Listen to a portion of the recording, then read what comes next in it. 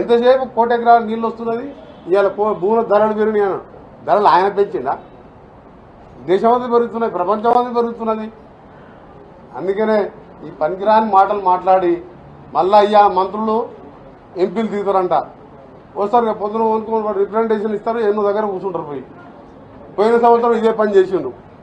మరి ఎవడన్నా సన్యాసి 10-20 వేల కోట్లు ఎక్కడ రాష్ట్ర ప్రభుత్వానికి ఏ బ్యాంకు అడిగినా లోన్ ఇస్తాడు. ఒకరోజు మాకు అప్పచెప్పమని చెప్పు.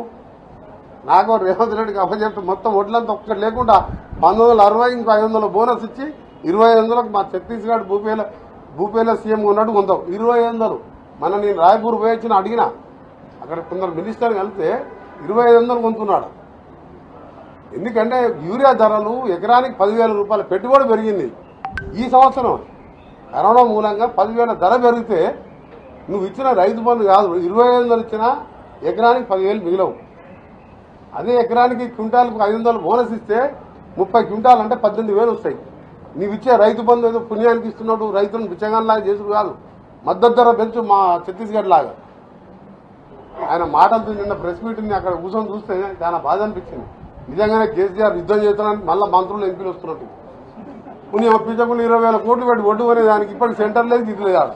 పోయినసారి 3 నెలలు ఉన్నారు, 3 నెలలు కళ్ళాలా వండుకున్నారు. ఈ దరిద్రుడికి ఎన్నిసార్లు చెప్పినా అర్థం కాదు. నేను అవినీతి మీద వాళ్ళు ఎవరు జైలుకు పంపరు, వాళ్ళు ఒకటే. కాబట్టి మేము జైలు పంపుతావా ఏం పంపుతావా, తప్పకుండా మా పోరాటం కొనసాగుతుంది. హాయ్ ఫ్రెండ్స్, మా టుడే టుమారో యూట్యూబ్ ఛానల్ చూస్తున్నందుకు చాలా థ్యాంక్స్. మరిన్ని లేటెస్ట్ వీడియోస్ కోసం వెంటనే సబ్స్క్రైబ్ చేయండి. అలాగే ఈ బెల్ ని కూడా రింగ్ చేసేయండి. మా నోటిఫికేషన్స్ అన్ని మీ మొబైల్లో వస్తాయి. అలాగే మా వీడియోస్ మీకు నచ్చితే లైక్ చేయండి, షేర్ చేయండి, నచ్చకపోతే కామెంట్ చేయండి.